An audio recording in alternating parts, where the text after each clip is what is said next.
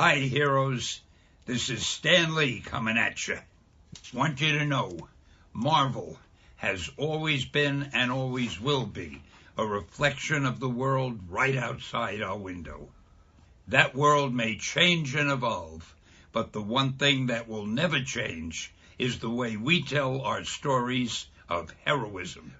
Those stories have room for everyone, regardless of their race, gender, religion, or color of their skin.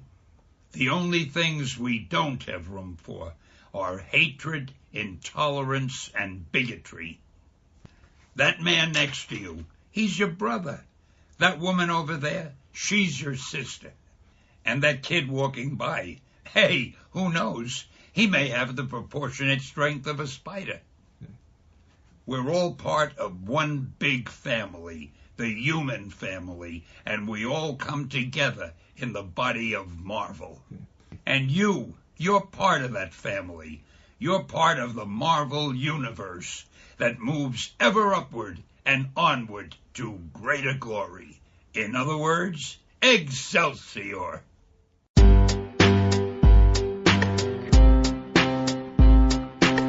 Come on and visit for any occasion. Don't keep patting down waiting, comics and conversation. Keep the conversation moving along. Keep reading comics, keep your local store strong. If it's hard, then it's a job for the challengers. Comics and conversation, y'all. From Challengers Comics and Conversation in Chicago, this is Contest of Challengers. And now, here are Patrick Brower and W. Dal Bush. I don't know how well the sound quality of this is going to be, but we often try to do type of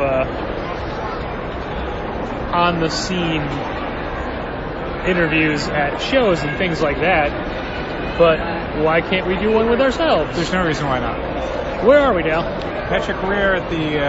well, it's weird. I think there's a typo because it says on the banners the Chicago Toy and Game Fair, but I'm pretty sure it's the Chicago Put That Back, We're Not Buying That Fair.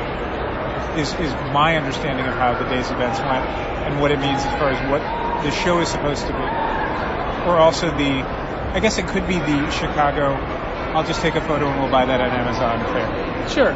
Could be that. We talked about, leading up to this, the fact that we were doing it, and we'll go into some detail on how we got here and what we did, but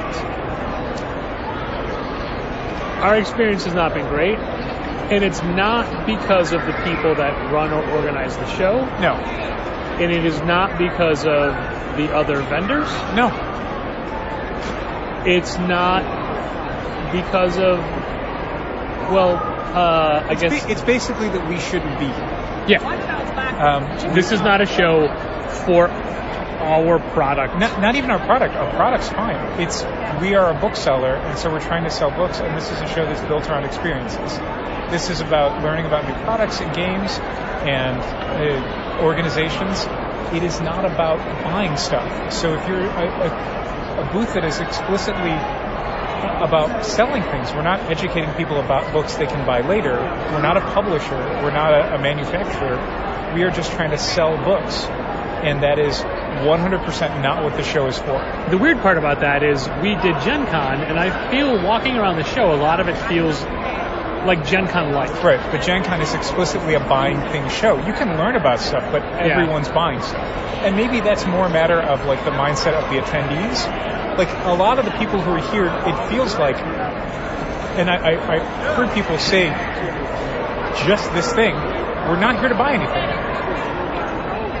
And, I mean, what can you do with that? It doesn't matter what you bring. It doesn't matter how well you lay out your booth. If the people who come here are not looking to spend money, you shouldn't be here. As we're recording, we still have an hour to go for the show floor to be open. And this is how bad it is that we can do this right now. I mean, it doesn't matter. It feels like 2 hours before the end of the show on the last day, like everybody's cleared out. It feels like the show ended an hour ago. Yeah. Like it's 4:55 for a show that should be closing at 6 o'clock. There's no way this show closes at 6 o'clock. Other people in our aisle, the booths right across from us, have both left and gone home.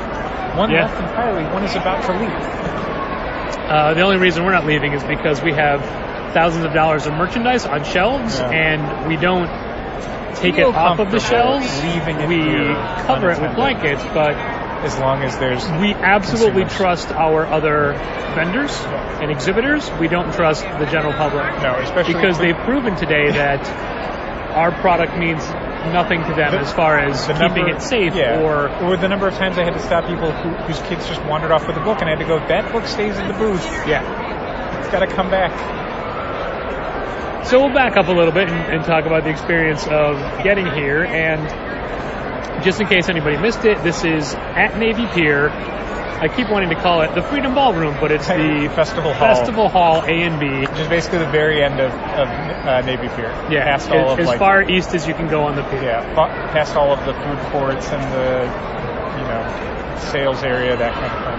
The Children's Museum. And we were trying to figure out how long this show has been running, and it's been going for at least 6 years, at least 7 years. We don't know how long. I talked to somebody who's worked the last 6 of them, but she said there was at least one before her. Okay. So this is maybe the 7th, maybe the 8th or something. I don't know. It's our first time being here. It's our only time being here. So we were approached back at Gen Con. Yeah. At Can Gen you Con, describe it? when I was out gallivanting and cavorting while you were doing a thing with robots or whatever. No, you were with you're doing that alien game with the fellas. Yeah. With Kyle and Brad and Charlie. Yeah, I met the woman who started this. Ironically, she's from Chicago, lives in Chicago, works in Chicago. I met her in Indianapolis. But she had told me about the show and given me a catalog from last year's event and talked about, maybe setting up. But then after we all got back, she followed up and offered us space and really wanted to have a comic presence. And a thing that I said to Dal before is that, we will take chances.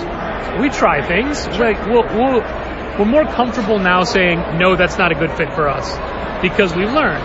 Right. But there's been a number of times that we've been approached to do offsite events at places that don't feel like a natural fit for us. And so a few of those bars, movie theaters, breweries, pizza places will be like, you know what? No, we've learned enough to know that that's not gonna be a good fit. But we learned by trying. Right. We did them like 3 or 4 times to learn this isn't good for us.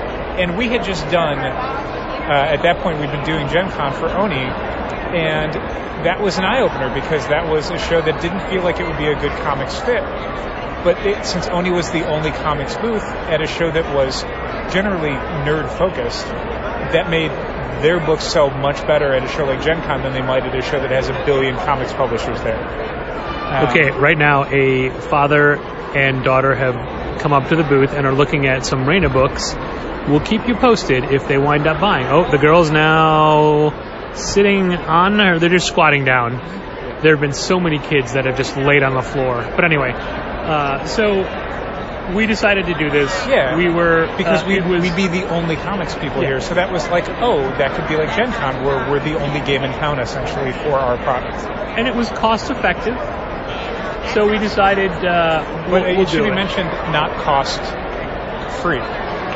I did not say that. So I want to make it clear to people listening. Cost effective. No. We'll go over. We're going to go over cost. Don't worry. Okay. So once we agreed on 200 square feet, which is the same amount of space we did every time we set up at C2E2, and we figured out that the focus was going to be sidekills, younger readers' books. Since this is a family show, an all-ages show, we wanted to focus on specifically books for the whole family. So all of the numbers and the titles and the quantities, that was all Dow Bush. I got your input on some stuff, and we talked a little bit about how we would do things, but we wanted to do a layout that we could kind of do as low budget as possible. And low manpower as possible. Every year at C2E2, like it used to be renting multiple vans or multiple trucks. Need like and 6 people to load out and 5 people to load up and 3 or 4 people setting up, and it's like... And running the booth with 8 people. Right, this was going to be, for every step of it, just me and Patrick, so that meant we had to think about how much product can we really bring, just the 2 of us, if, there's 1 cart, 2 people each trip, and we've got X amount of space. How are we going to lay this out? So what we came up with was an idea where basically we did something similar to like the panels and sidekicks, where it was face-out books, stacks of things, that kind of thing. That was the approach, and that was the product mix. And this show gave us the opportunity to come up with a specific layout that would hopefully translate to other shows if we want to do shows moving forward, because legitimately this may be a thing we duplicate at C2E2, and we always do a full mock-up, a 2-scale mock-up to figure out how we're going to lay things out, and Dal had done one and had an idea of where he wanted everything to be and how it was going to be. But as always, it's hey, what do you think of this? Well, what if we do this? What if we do this? And then we came up with a neat, it's very simple island. Just an island in the middle. It's 2 feet wide and 8 feet? 8 feet long. And that's what we have. All the books go on shelves on the outsides. The inside is hollow, so we could store all of the empty boxes that we brought, our coats, anything we needed to not be seen, because we hate having visible detritus or empty boxes or things like that. As you know, we like to be as professional as possible, so this has a empty middle for all the storage. There's no checkout counter. There is no specific place to be rung up. That's just us on our phones. And we also brought the foam Batman and the foam Spider-Man to put on either end of the booth as a way to, draw people's attention and give them photo ops, which, oh boy, have there been plenty of photo ops. And also, we wanted to have a local creator at the show to give people a chance to meet somebody and see somebody who is not only a creator of one of the books we have on the shelves, but actually in the process of creating while they were here. So we had our good friend Zach Lander from Junior Braves of the Apocalypse. Oh, can you hear that? That's our neighbors. They play that a lot this weekend. It's a commercial for their doll hair extension product. It's stuck in my head for sure. So we had Zach here for most of the day on Saturday, hawking Junior Braves of the Apocalypse while he's working on Volume 3 at the same time. So people got to see his process, and they also got to meet a creator. So once we knew what we were bringing and how we were going to be bringing it, we needed to place some orders. We talked to a bunch of different publishers and set up some consignment deals, set up some prepay deals. Hey, how did that go? Terrible. So we're going to probably be all over the place because there's infuriating things that will just come to mind. One is, so we're not doing a discount at the show. Right. So a lot of people maybe at the show are doing discounts, and that's because they're the manufacturer. It's very easy for them to do discounts. We are a bookseller. So to make it abundantly clear to people, I'm going to give you a little math problem, and I'm going to explain it like this. So if we have a book, 50% of that book is basically profit at best. Could be more, could be less, but let's work with average. Let's look with half the book. So if we were to give a discount, like let's say 25% off, we would have to sell twice as many books to be profitable as we did if we sold them at cover price. Right. So I don't see it scaling up like that. I don't see us doing double the business if we gave a discount. If anything, we would just lose a bunch of money because our costs of doing this are really high. This is not like offering a discount at the store where it's product we've paid for, infrastructure costs that are already built into the business like rent and utilities. This is above and beyond that. We're paying that because the store's open today. Right. And we're paying for carpeting, for rental vans, for everything that goes into the booth. So offering a discount is literally the last thing we can do because just to break even, we have to sell a ton of books. Wow, I think it's nice statues here. They look really They're life size. Yeah. Dow was just asked, are the prices what they're marked? We'll see how that translates. So we talked to some publishers about doing some consignment stuff, meaning we place a giant order, see what we sell, and then pay for them after the fact. And we talked to some other people about deferred billing because we didn't. One of our early options was, why don't we just take everything from Sidekicks and bring it in? But we wanted to pare it down to like the 100 best things Sidekicks has to offer and go deep in quantities for that. And also, 2 of the biggest days for Sidekicks are Saturdays and Sundays, and we didn't want to not have stuff in the store Saturday and Sunday.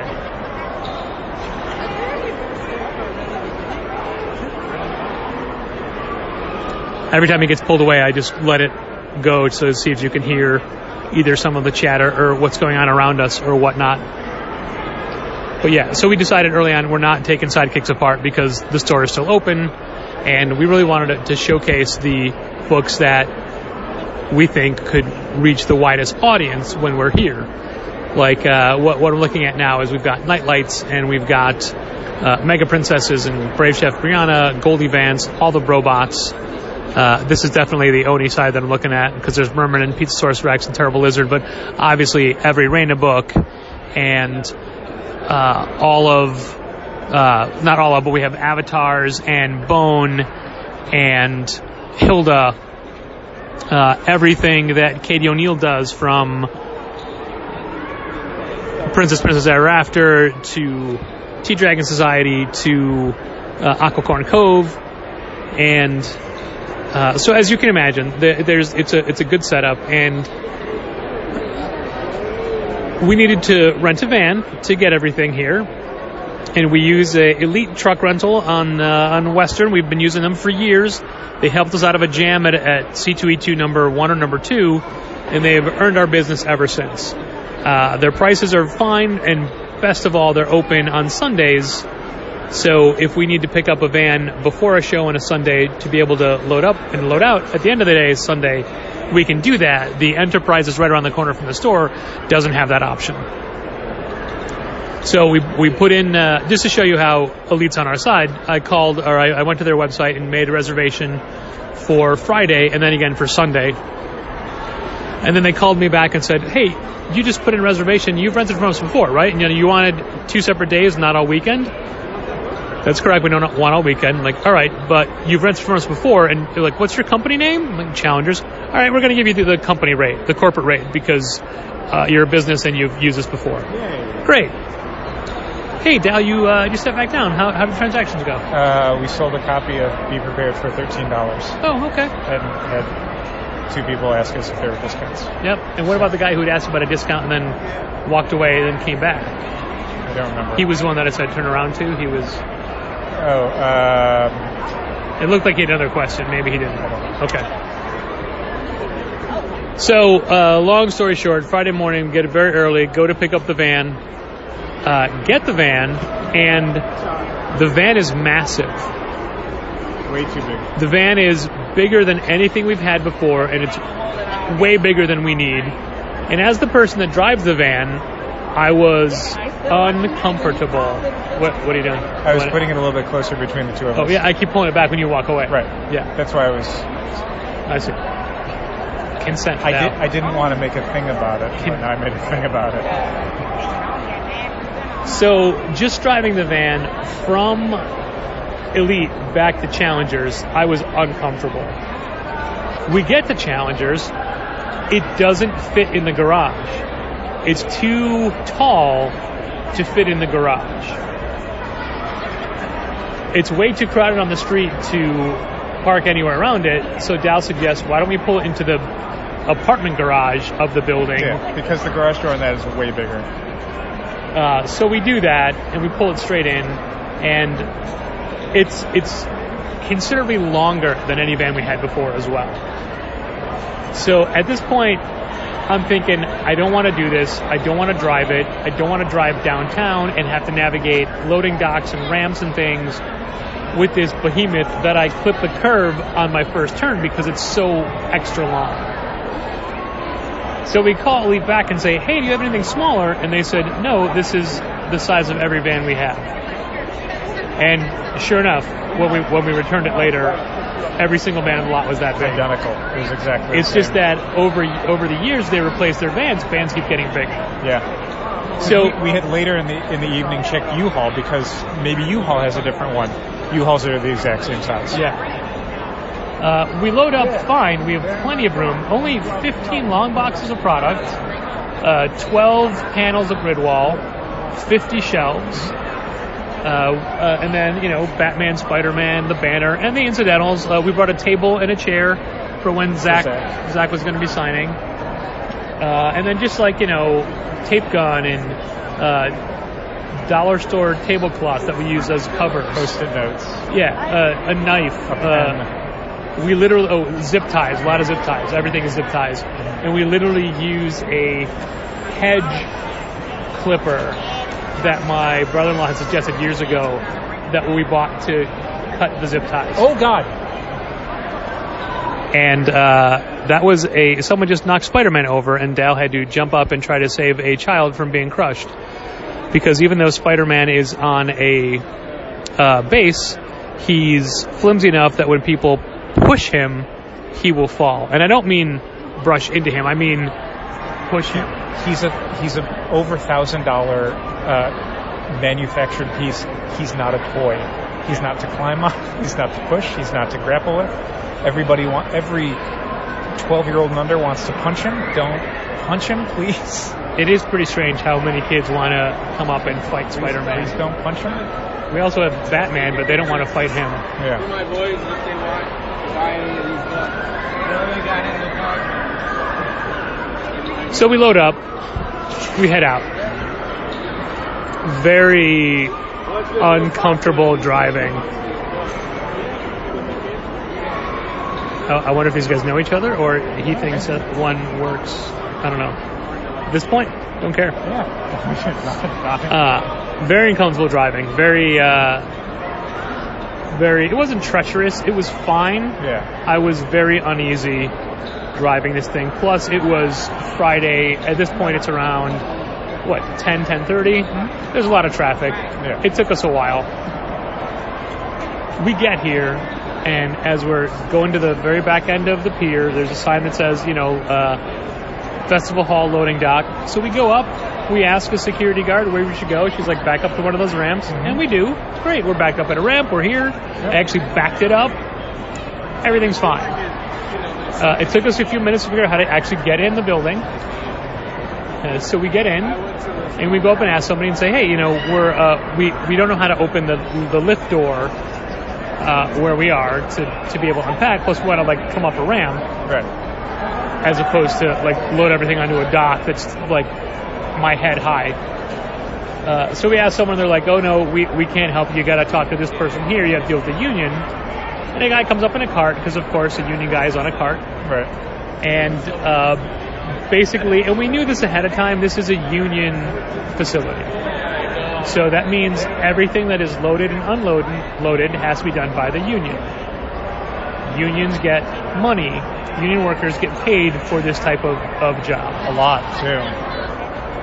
So we were quoted, and honestly, I talked to a friend earlier in the week who came up with almost the exact same. Yeah, can I ask about your company? Is it, do you publish or? No, we're a local bookseller. Oh, okay, got it. A long story short, the union charges $157.58 per 100 pounds. Was it 100 pounds or 150 pounds? No, it was $157 for 100 pounds. For 100 pounds. But it was round trip, so unload and load again at the end of the show. Yeah. They would take care of all of it. That was assured to us.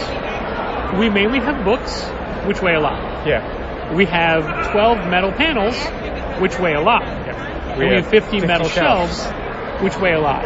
So, we don't know exactly how much everything we had weighed, but low end, 500 pounds worth of stuff. Maybe a lot higher. Yeah. So we're looking at $750 to $1,000 minimum just to unload everything. Yeah. The other option is we go down a level, to the roundabout. Put our flashers on in a turnabout, and do everything by ourselves. We were told ahead of time you could only use two-wheel carts. Well, we were told two-wheel carts because they don't like it when you use four-wheel carts. Right. And the specific way that was phrased to us, I went, I don't care if they don't like it. If they say no, Sure do. absolutely. Absolutely. Yeah, if they don't like it, that's fine. If they say no, that's different. Right. So I don't care if they don't So like we brought our big red 4-wheel cart, and we bought a couple of 2-wheel carts just to be safe. And we loaded up the 4-wheel cart for the first trip because there's no way we can do all of the shelves and the figures and even the grid wall on a 2-wheel cart. It would be impossible.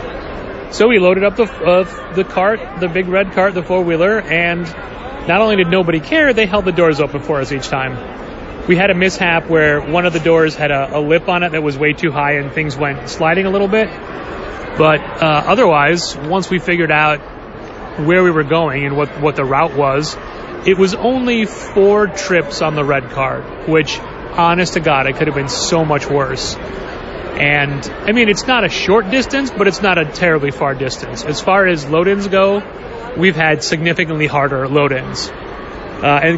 With this just being the 2 of us, it was not that big of a deal. So we loaded everything up, we moved the car, and then parking the van was also difficult because the east lot was full, so we went down to the west lot, but the west lot is not for vans the size of ours. They said we had to go back to the east lot, so we did, and the east lot person just said, oh, yeah, you can come in, you can park here. And that also gives us an idea of how we're going to load out tomorrow, which is good. So we unloaded everything, we set everything up, we put everything on the shelves, and we were legitimately done by around 12:30, I want to say. Yeah. Because it was definitely lunchtime.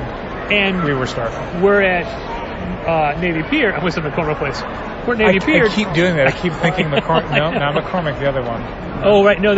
Donald E. Stevens. That's where we are. Yes. And there's a big food court here on the pier, a newer food court, I understand. I can't speak to that. Oh, but- I thought you were the one who said this is a newer food court. I mean, it was under construction when we were here to see Ragnarok, Okay.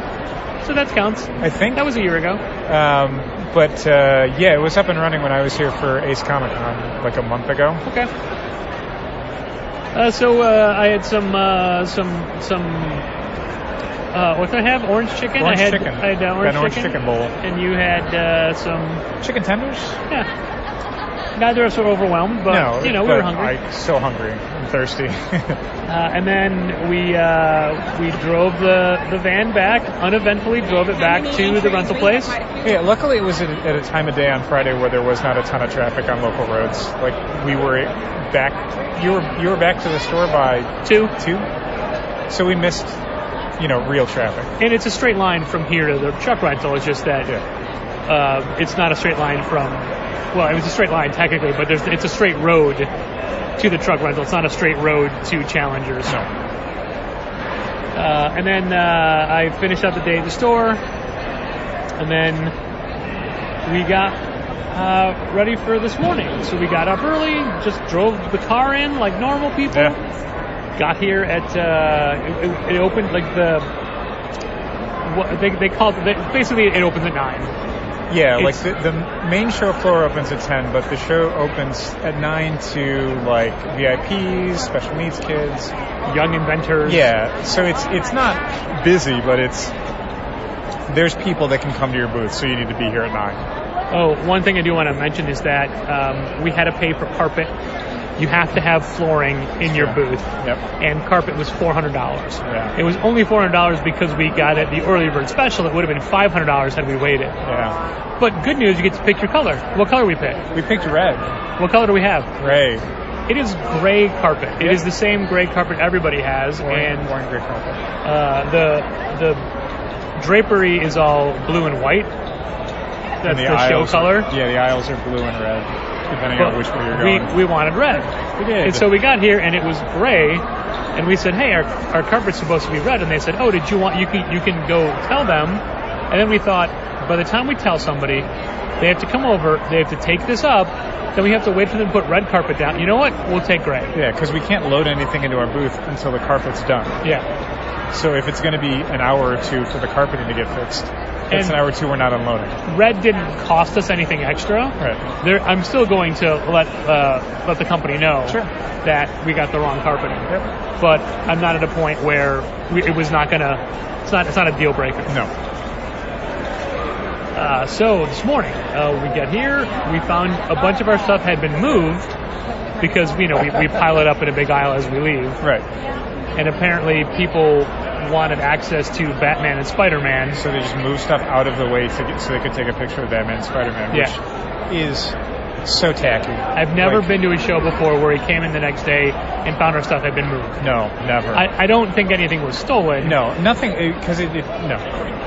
But even if you do that, put it back. It's so tacky.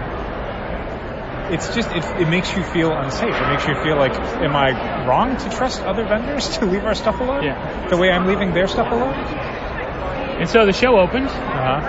And then... Allegedly. We waited for the show to actually open. Uh-huh. And then we realized we're not making any money. This was a huge mistake. Yeah. The main thing that was frustrating to me through the day and will be frustrating to me tomorrow, there's a beyond constantly poking Spider-Man so he starts tilting. Oh, stop poking him. Stop hitting him. Stop poking him and hitting him. Jesus Christ. What is with... Is it wrong that I just wanted to push it forward onto him?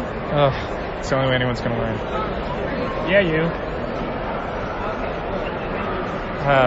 Jesus Christ. Pause so I can collect my thoughts. We're doing this now so we don't have to let it stew and fester more inside. I mean, but also we have this time. I mean, more than anything, it's that we're here so long today and tomorrow, and we don't necessarily want to spend an hour and a half after the show working. This is work. Yeah. This is work. So the main problem, as I think I noted at the beginning of this, is that this is not a show for people buying things.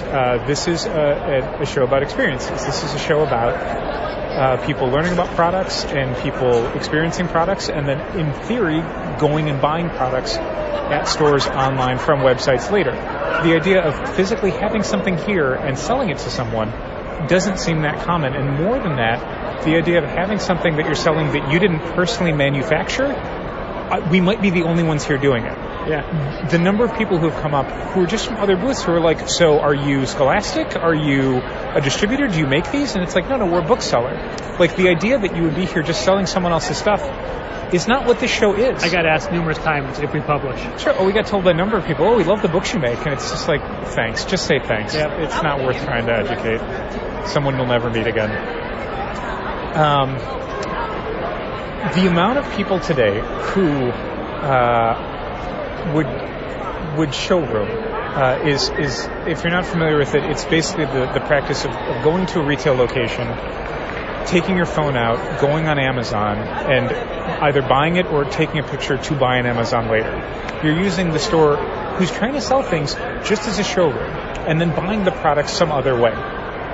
In 10 years of Challengers, I could count on one hand the number of times I've seen someone do that. I would need 6 hands to count the number of times I saw people do that today. It was epidemic. You would literally hear people say, we're just going to buy this on Amazon I later. had to tell people continuously, we're selling these. Partly passive-aggressively, and partly because I genuinely don't think they knew that they could buy these things. That this was something more than just a way for you to learn about books, because we're not these publishers. We're not just having these things on display so you can go, oh, I've never heard of robots. Oh, this looks good. I'm going to go buy this later. No, we are the ones selling it. You learning about it helps Oni and Boom and First Second and Scholastic. It does nothing for us. We lost money doing it because everybody will just buy it later. And some of that is like just people who it's a book, they're going to buy it on Amazon, there's no talking them out of it. It's not about price, it's not about delivery, it's just they buy stuff on Amazon. That's how they do it. Yeah. The other thing is, and I saw this so many times, basically parents saying, it's November, it's almost Christmas, I'm not buying you anything. So it's people taking photos to buy for their kids for Christmas, which again, doesn't help us at all. It's those two things essentially cost us thousands of dollars in sales today. if those people could have been incentivized to buy something. But again, if we would have offered a discount, we would have needed to sell tens of thousands of stuff to get back to where we needed to be profitable. And a lot of the all ages material that we brought, it's not expensive. It's $10. It's $12. Yeah, I sold. It's. You can't convince someone to buy a $13 book because they didn't come here to buy anything. It's not a buying show. But my point is, you buy a Marvel trade, it's $35. Oh, sure. And you could get 3 dog bands for that. And one of the things in my head when we were thinking about doing this was Sidekicks is such a huge financial boon for challengers. It's very profitable for us, and it's a very important part of our business because when you get parents who have kids who say, I want to read, it's hard to say no to them. And yet today, in defiance of literally everything I've seen at Sidekicks for the last 6 years, kids would run up to the booth and they would see books and they'd be excited and they'd pull things and they'd look at things and they'd say, I want this book and I'm so excited about this book. And so often we saw parents pulling books out of kids' hands and saying, put that back, we're not buying that. We did everything right with the product mix we brought. We had kids running to the booth excited about what they were seeing. They didn't have to have their arms twisted. They didn't have to be convinced to take a look and maybe get a book. They wanted it so bad. And the parents were saying all day, no. There were a very small handful of instances where parents were happy to see books. I had a family say, we just got here, our kids came right to this booth, we're so happy they want books. Yeah, and we sold some stuff. We didn't make no money, but Jesus Christ, did we lose a ton of money participating in this because it's not, no one wants to buy stuff. Or at least if they do, they don't want to buy it right here now. And again, you could be a manufacturer offering a discount because you're still making a profit on it. If we offer a discount, we didn't make these books.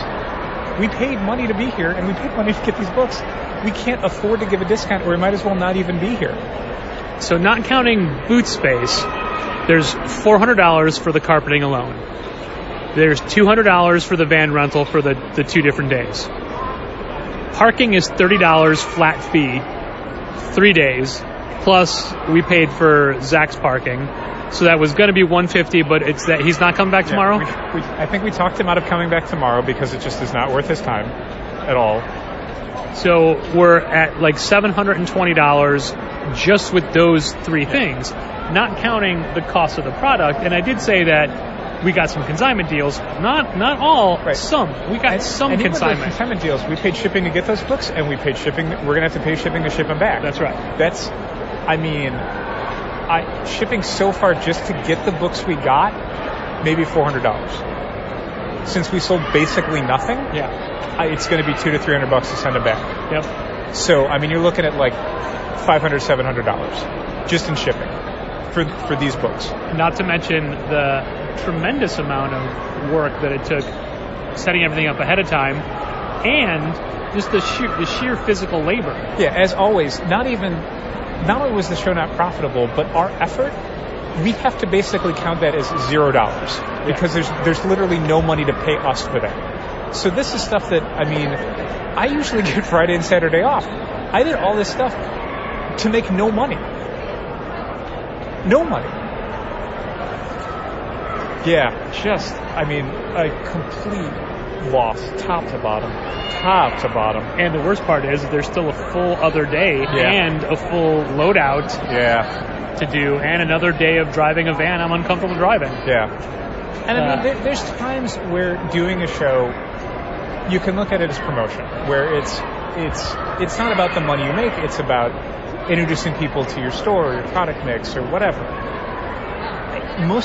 A lot of the people who are here, specifically the ones that we were selling to, don't live in Chicago. Right. They're not, telling them about challengers doesn't matter. They're not going to it. Yeah, we got some people excited about events they can't go to. Yeah.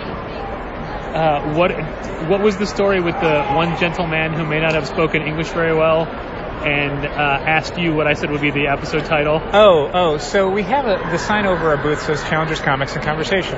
We've got all the books set up. And he's poking around for a little bit, and he goes, so all these come with conversation? Like it was some sort of like a bonus? Like a discussion that comes with it or something? I'm like, no, it's the name of the store. No, they don't come with conversation. No. Do all these books come with conversation? Yes. Yeah, if you talk to somebody about it. Yeah. No, they don't come with like a study guide or something. No, that's not what we do. There were too many good quotes for me to remember from the day. And by good, I mean they're just horrifying. Just the amount of... No, we'll get that on Amazon later. Like, some of it, I've seen people do it in the store, not that specifically. That would make my blood boil. But I've seen people in the store where they don't want to spend more money on their kid, or they don't want to get something that the kid is just grabbing out of nowhere. And so you say, well, we'll come back next time and get it. Because you know that kid's going to forget about it. Right. That kid is excited because they're right now looking at it. In an hour, they're going to forget they ever wanted it. So you can also do the thing where it's like, well, put that on your Christmas list, because they're not going to put it on their Christmas list. They're not going to care. They want it because they see it in front of them now. You're avoiding them throwing a fit about it by saying later, because a kid doesn't know later. Like that as seen on TV ice maker I was talking to you about in the store. Mm-hmm. It's not a thing that I'll ever go buy or put on my Christmas list. Yeah. It's a thing that I'm like, look at that. Yeah. I use a lot of ice. So, I mean, the amount of, like, we'll get that later on Amazon, is, some of it is just, we're not, it's saying no without saying no. It's just a parental tactic. But the amount of people taking photos of stuff to buy later was just like, I told you at like 2 or 3 o'clock, I'm not 100% joking when I say that I want to shut it all down. It was earlier than that, my friend. Was it like 1? Was it noon? Because it was something, again, that in 10 years of the store, I have not even 6 times seen people have the goddamn balls to do that in the store. And yet the people who are doing it right in front of me. Like, again, because I don't know that they thought this was anything other than just, publishers showing off their books. Like, I don't think they would do it at a local bookstore, but they'll do it here because they just assume, like, these are someone's books. Well, I'm not buying anything today. I'll take a picture to buy later. Which, I mean, congratulations, Oni and Boom and First Second and Scholastic, because you're going to make a lot of money off of us over the next few weeks of people very excited to get all these books that they didn't want to buy from us. But they're buying them on Amazon, so they lose all those money in discounts. Conversely, I looked at my badge. I don't see Amazon listed on here. Amazon should absolutely sponsor the show next year, because this felt like a show that was only attended by and offered admission to Amazon Prime members. If you told me that, I would not even doubt you for a second. Not even for a second. That the idea of supporting local businesses, small businesses, like not buying stuff on the internet, I think if I said that to someone here, they would burst into flames like they were a vampire in sunlight. Like, it would be anathema to them. They would just shrivel up and die.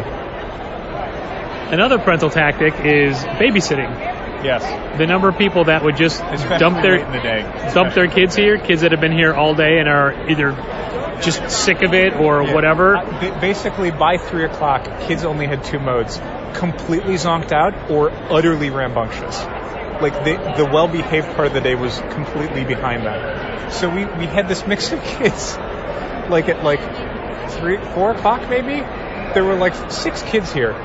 4 of them were just like laying on the ground, reading books, like folding pages and stuff. So we had to go, please stop folding the pages, please stop crinkling the pages, because they're not buying them. They just got dropped off. And when Dale says laying on the ground, he means stretched out. I don't mean laying. Sitting down cross-legged. I mean laying down like they're at home. And then the other 2 kids were just like basically like poking Spider-Man, tilting Spider-Man, bumping the books on the shelves, pulling the shelves, and it's just like no one had a parent that was either here or paying attention. I did see parents drop their kids off while they were waiting in the line for some free stuff. They just let the kids here. Yeah. But the worst was a guy who like literally put 2 kids on the floor, put books in their hands, walked off. Yep. And he was gone for how long? Half an hour. And then he came back and swapped out the kids with a different kid. Yeah, he took both kids away, and then he brought one of the kids back and just dropped him off again. But putting a book in his hand. Yeah, here you go. Yeah, it was kind of an unbelievable day for, like, horrible adult behavior. Like, kids were fine. I mean, they were frustrating, but they were fine. It was the showrooming, the where's the discount, the put that back, we're not buying that, the being, like, talking to another parent while their kid is tearing up the booth, like, all of that stuff is like, I lay all of that at the feet of the parents. Every bad experience we had here, financially, emotionally, psychologically, all parents. All parents. It's also inordinately cold. Yeah, like, so when we got here, the show floor hadn't really opened, and at every show I've ever been to, they don't adjust the temperature until the show actually starts. So if you're at, McCormick Place in July or whatever, they're not going to put the AC on until the show starts. So it's going to be sweltering, and then it's going to be frigid, depending on where you are on the show floor. So with this, it's wintertime, the thought was, okay, well, they're not turning the heat on until the show really starts. I don't think they ever did. I'm shivering right now. Yeah, I'm in someone a who suit and I'm shivering. always wants it colder at the store. Like, anyone who works with me is always like, it's too cold, it's too cold. I'm like, no, it's too hot. Yeah. I'm too cold. Yeah. I think, people I can feel it in the back of my throat. Yeah, people across from us in the booth have had their winter coats outside coats on for the last 3 hours. Yeah, I'm bringing a hoodie tomorrow. Sure, I don't blame you. And, we Dal's in a three-piece suit. I'm in my standard slacks, dress shirt, tie, vest combo. We want to look professional. Doesn't matter. No. Probably not worth it tomorrow. Yeah. Jeans and a hoodie. Yeah, I'm probably just going to do jeans and a dress shirt, probably. Yeah. I don't care. Yeah. Who am I impressing?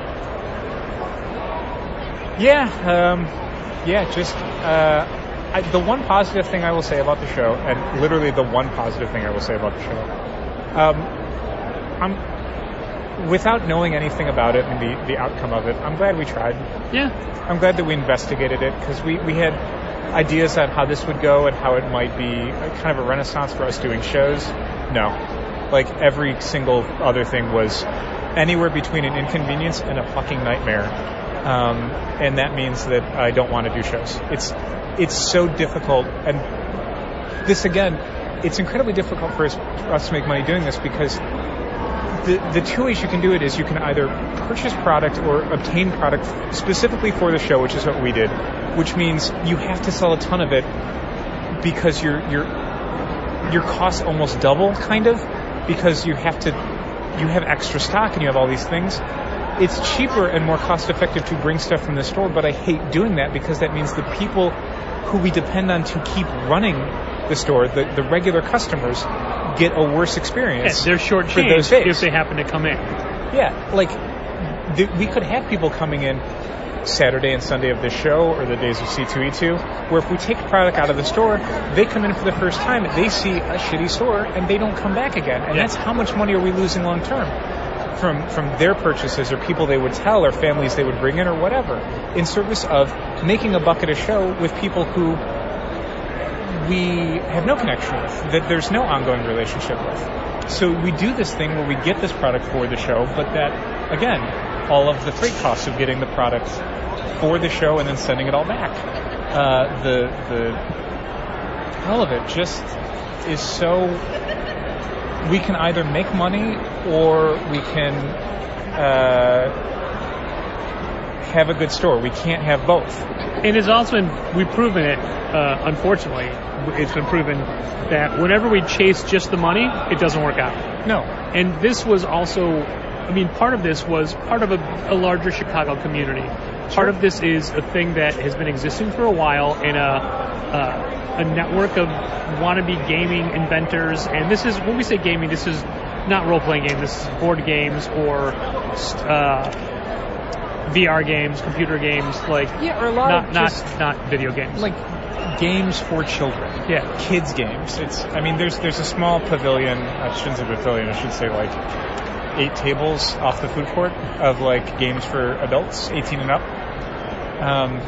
But it's definitely a very specific kind of toy and game, meaning almost the same thing. A quarter of this whole show was devoted to young innovators, kids that want to be game creators. Yeah, kids that have idea for different games. And this is part of a week-long thing. We're just here Friday, Saturday, Sunday, but technically only Saturday, Sunday. Yeah. But they had awards and other programming aspects. Tracks, yeah, all sorts of stuff like that. That's just not for us. No. was annoying. I'll say annoying. Fine, it's annoying. Like Friday was for me. Get up, leave early, go do all of this, go back, finish the day at the store. Poor Donovan, who was covering for me while I was gone, was sick and worked while she was ill and did not want to be there, just because she knew we needed her to. And then go home and do all the January orders, or finish the January orders. Mm-hmm. Today, show all day, and then it was going to be podcasting tonight, which you'll still be editing and whatnot. Right. Tomorrow, all day is this. Yeah. It's working the show all day, and then packing up, going back home, unloading, getting rid of the van. Like that's 3 solid days of nothing but work. Yeah. Which for nothing. We don't run from work. Work is a thing we do when we have to do it, but I'd like this, it to be worthwhile. This didn't gain us anything. No. There's no part of this where we can look in and go, well, that part was valuable, so fine. There's literally no part of this that was valuable whatsoever. We appreciate the invitation to be at the show. Yeah, like we said, our experience had nothing to do with the way the show is organized. Well, everybody who works here is super nice. Yeah. Numerous times they come over to offer us water. Yeah. I even bought a shirt because I enjoyed the experience of the people here. Sure. But it's just not a thing that... Not for us.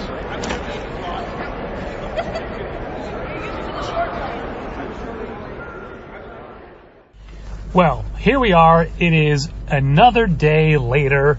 It is 6:15 on Sunday night. I have just gotten back into my car after dropping off the rental van. The rental van which I was considerably more comfortable driving on Sunday. And we had a talk about yesterday's episode after it was done, and Dal said how much he hates being so negative in episodes, but we're just talking about what happened and the way it was.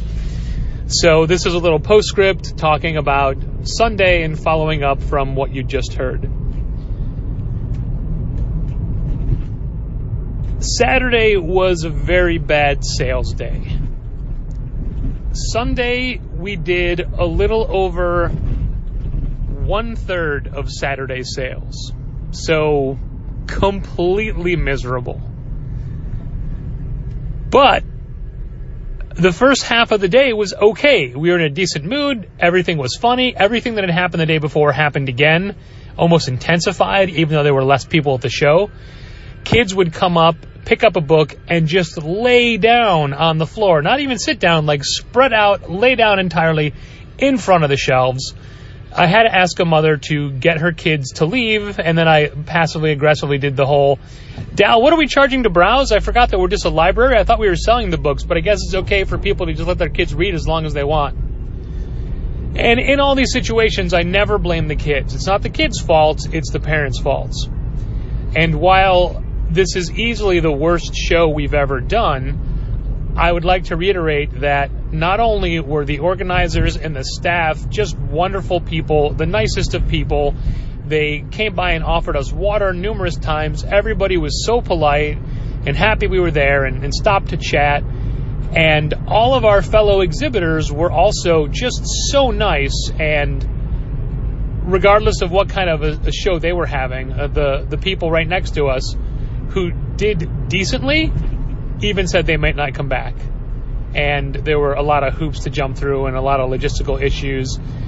And we joked that we were closing up at 1 o'clock today, and the show was from 9 to 5. It wasn't until 10, 11 that we had our first sale. But again, that doesn't matter because we had virtually no sales. We brought 15 long boxes of all ages graphic novels.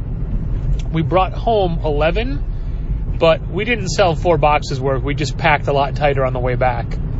We did sell some stuff, but man, like the Windy City Comic-Con from days ago, which was from years ago, like 9 years ago now, one day of that doubled what we did over 2 days of this show kind of thing, and that was, 9 years ago. But the people were nice. The Star Wars people behind us were a lot of fun, and they kept coming by. There was a guy who cosplayed as Black Croissant, or Santi, from Dr. Aphra, the dark-haired Wookiee. And his costume was great, and he was on stilts, and it was, if you are familiar with the character's history, it was pre-fight with Obi-Wan, so he doesn't have the scar over his left eye. And while the Wookiee does have armor, he chose not to wear it because he's remodeling it and melting it out of PVC pipe, and he had some pretty wicked burns as a result. But he was a lot of fun, so I took some pictures with him, and you may have already seen them online. They've been all over Facebook, Twitter, Tumblr, Instagram.